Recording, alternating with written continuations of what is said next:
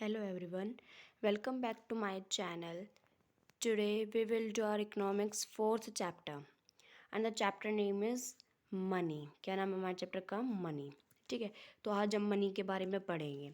हमने first chapter कर लिया, सेकंड कर लिया, थर्ड कर लिया. अब आज करेंगे हम फोर्थ चैप्टर हमारा मनी का. ठीक है, तो देखो अब क्या है मनी. हमारा मनी क्या होता है भाई? हमारा पैसे बोलते हैं मनी को. ठीक है, तो मनी क्या चीज़ होती है, मनी हमें कैसे मिलती है? ठीक है, वो आज हम पढ़ेंगे इस चैप्टर में. ठीक है, तो देखो money, what is money? A thing which is commonly accepted as a medium of exchange. यानी जो चीज़ एक्सचेंज करके हमें मिले, हम कोई चीज़ खरीदते हैं तो वो चीज़ हमें जो मतलब कि दुकानदार होता है वो हमें तभी देगा जब हमारे पास पैसे होंगे, है ना? तो क्या है, मनी भी हमें तभी मिलता है जब हम उसके बदले में कुछ देंगे, तो तभी हमारे पास क्या आएगा? मनी आएगा. ठीक है, तो हम दुकानदार से क्या हम सामान खरीदते तो बदले में क्या देते हैं? हम उसे पैसे देते हैं. एक्सचेंज यानी अब कि एक चीज़ का दूसरी चीज़ के लिए, एक चीज़ के लिए दूसरी चीज़ देना. ठीक है, उसे बोलते हैं एक्सचेंज. तो ये हो गया मनी. अब देखो फिर मनी के अंदर ही एक टर्म और आती है हमारी, क्या? Barter system. क्या आती है? Barter system. बाटर सिस्टम क्या होता है? The system of exchange of goods is called barter system. क्या होता है हमारा बाटर सिस्टम? कि भाई जो गुड्स जो है एक्सचेंज किए जाए उसे बोलते हैं बाटर सिस्टम. ठीक है, what is barter system? The goods exchange is called barter system. ये हमारा बाटर सिस्टम आ गया. बाटर सिस्टम आता है हमारा 1 नंबर का क्वेश्चन में. ठीक है, तो ये हमें पता होना चाहिए. अब उसके बाद नेक्स्ट आते हैं हमारे ड्रॉबैक्स. किसके? Barter system. बाटर सिस्टम के ड्रॉबैक्स या एलिमिनेशंस. ड्रॉबैक्स भी बोल सकते हैं और एलिमिनेशंस भी बोल सकते हैं. ठीक है, तो देखो ड्रॉबैक्स क्या है हमारे बाटर सिस्टम के? फर्स्ट हमारा डबल कोइंसिडेंस ऑफ अमाउंट्स. यानी सिंपल चीज़ क्या है, क्वेश्चन में पूछा जाता है 2 नंबर में पूछ लेते हैं कि भाई जो हमारा बाटर सिस्टम है उसके ड्रॉबैक्स या एलिमिनेशंस क्या बोलते हैं? एलिमिनेशंस. क्या हमारे बाटर सिस्टम के ड्रॉबैक्स या फिर एलिमिनेशंस कितने टाइप के होते हैं? वो होते हैं 4 टाइप के. पहले डबल कोइंसिडेंस ऑफ अमाउंट्स, फिर है lack of common unit of value, फिर है डिफिकल्टी ऑफ फ्यूचर पेमेंट, फिर है difficulty of storage of value and transfer of value. ठीक है, सॉरी. क्या है?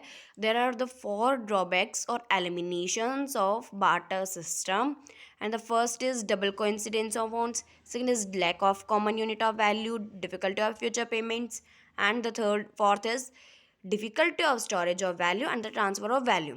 तो 2 नंबर में पूछा जाए तो हम ये चारों नाम भी लिख सकते हैं, लेकिन हमें प्रॉपर तरीके से इन नाम का पता होना चाहिए कि भाई हमारे क्या क्या ड्रॉबैक्स या एलिमिनेशंस होते हैं बार्टर सिस्टम के. ठीक है, इतना पढ़ लिया अब हमने. अब नेक्स्ट है क्या हमारा? Forms of money. मनी के कितने फॉर्म्स? मनी यानी मनी जो हमारा कितने टाइप्स का होता है, फॉर्म्स लिख सकते हैं या फिर टाइप्स ऑफ मनी. ठीक है, तो कितने टाइप्स का होता है अब हमारा? Fiat money, fiduciary money, credit money और full bodied money. There are the 4 types of. Question में नॉर्मली भी पूछा जाता है कि भाई 1 मार्क्स का कि भाई what are the types of money या what are the forms of money. There are 4 forms of money. First is fiat money and the second is fiduciary money and the third is credit money and the last is full bodied money. इतना पढ़ लिया अब हमने. अब हम ये पढ़ेंगे कि भाई हमारा जो मनी है, टाइप्स ऑफ मनी है, वो हमारे ये जो 4 नाम तो हमने पढ़ लिए, 4 नाम हमने पढ़ लिए. अभी इसके बारे में मैं डीपली मतलब कि नॉर्मली में पता भी होना चाहिए कि भाई हमारे होते क्या हैं. राइट, तो अब देखो ये पढ़ेंगे हम नेक्स्ट कि हमारे होता क्या है. तो अब देखो फर्स्ट है फेट मनी. नाम हमने पढ़ लिए थे, अब पढ़ेंगे इनके बारे में कि भाई हमारी चीज़ें होती क्या है. फीट मनी क्या होता है, फिड्यूशरी मनी क्या होता है, क्रेडिट मनी क्या होता है और फुल बॉडीड मनी क्या होता है. ठीक है, अब पढ़ेंगे हम ये. तो फर्स्ट क्या हमारा? Fiat money. What is the fiat money? Money which is issued by orders slash authority of the government. यानी फेट मनी क्या होगा? जो मनी इशू किया जाए बाय ऑर्डर से या अथॉरिटी ऑफ द गवर्नमेंट. यानी जो फेट मनी वो मनी होता है जो मन की किसके थ्रू इशू किया जाए, जो ऑर्डर दे के रेडी करवाया जाए या जो गवर्नमेंट की अथॉरिटी है वो बोले कि भाई फेट मनी जो से इशू करो तो ही फेट मनी जो वो इशू किया जाता है. अदरवाइज जैसे कोई भी बोल देगा तो फेट मनी इशू नहीं होगा. ठीक है, ये हमारा फेट मनी. क्या है fiat money? Fiat money is that money which is issued by orders और अथॉरिटी ऑफ द गवर्नमेंट। ठीक है, ये हो गया फिट मनी। अब नेक्स्ट हमारा fiduciary money. What is fiduciary money? Money which is accepted as medium of exchange because of the trust between the payer and the payee. ठीक है, क्या है fiduciary money? Money which is money जो accept किया जाए as a medium of exchange, जो कि मन की सिंपल चीज़ क्या है कि जो फिड्यूशियरी मनी है वो दो इंसानों के बीच में एज अ ट्रस्ट जो है वो चीज़ क्या होती है, हमारी फिड्यूशियरी मनी होती है। क्या है, जैसे एक तरह से बोल देते कि भाई आप इस चीज़ को रख लो और हमें ये चीज़ दे दो, फिर मन की तब हमारे पास पैसे होंगे तो हम जो है ये चीज़ अपनी ले जाएंगे, फिर आप पैसे रख लेना।